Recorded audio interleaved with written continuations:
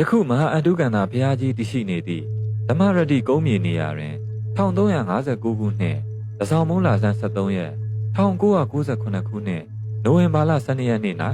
မြေသက်မင်္ဂလာများစတင်ပြုလုပ်၍ပင်မစေတီတော်တိဆောက်ခြင်းလုပ်ငန်းကိုစတင်ခဲ့ပါတယ်။ကန္နာဂုရီတိုက်စေတီတော်ရဲ့ညံတော်အမြင့်မှာ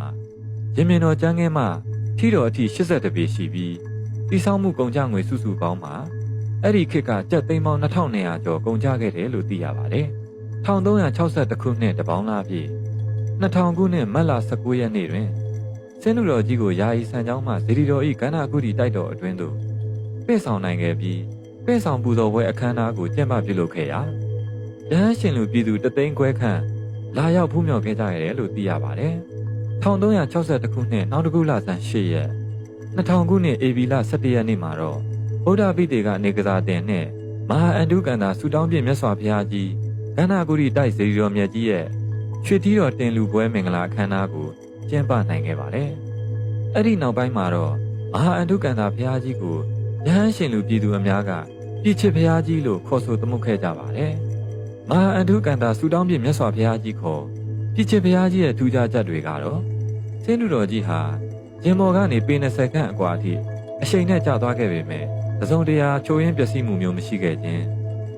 စင်းလူတော်ကြီးကိုယာယီဆန်ကြောင်းတော်ပေါ်ကိုနေရာချသတင်းသုံးပြီးချိန်မှာ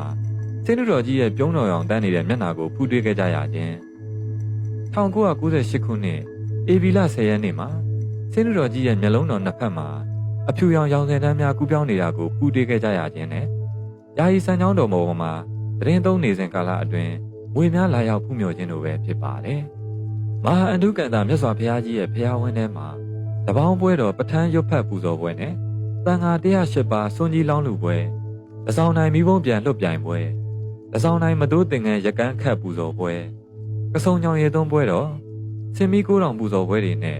တစ်နှစ်ပတ်လုံးစီကားနေတာကြောင့်ပြင်းဦးလင်မျိုးတို့ရောက်လျင်ပြည်ချစ်ဘုရားကြီးအားလာရောက်ဖူးမြော်ကြဖို့နှိုးဆော်တိုက်တွန်းလိုက်ရပါတယ်ခင်ဗျာယခုတင်ဆက်ပေးလိုက်တာကတော့ပြည်ချစ်ဘုရားကြီးရဲ့တမိုင်းကြောင်းပဲဖြစ်ပါတယ်ခင်ဗျာဆက်လက်ပြီးပြည်ချစ်ဘုရားကြီးအားကျွန်တော်နဲ့အတူဖူးမြော်ကြည်ညိုလိုက်ကြရအောင်ဒါဆိုရင်တော့ပြည်ချစ်ဘုရားကြီးရဲ့ကန္နာဂုရီတိုက်တော်ရှေ့မျက်နှာစာကနေတက်လာတာဖြစ်ပါတယ်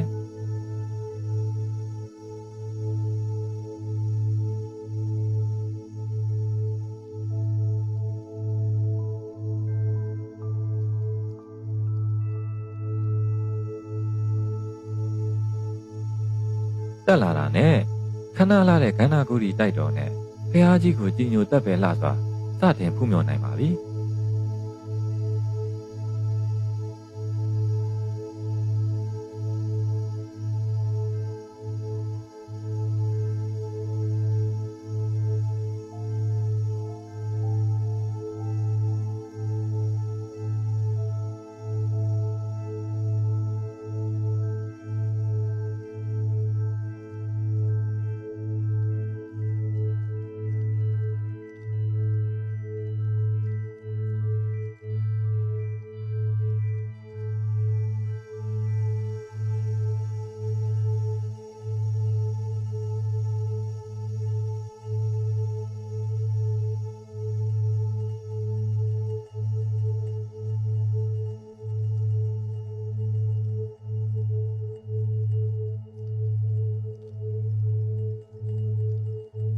ဖះကြီးရဲ့ပလင်တော်ကျောဘက်မှာတော့ဖះကြီးရဲ့တမိုင်းကြောင်းကို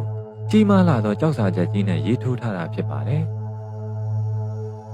ဖះကြီးရဲ့အနောက်လက်ဝဲဘက်ကန္နာဂုရီတိုက်တော်အတွင်းမှာလည်းရွှေရောင်တဖိတ်ဖိတ်နဲ့ဖះဆင်းလူတော်တစုကိုတပ်ပယ်လာစွာဖူးတွေ့ရမှာဖြစ်ပါတယ်။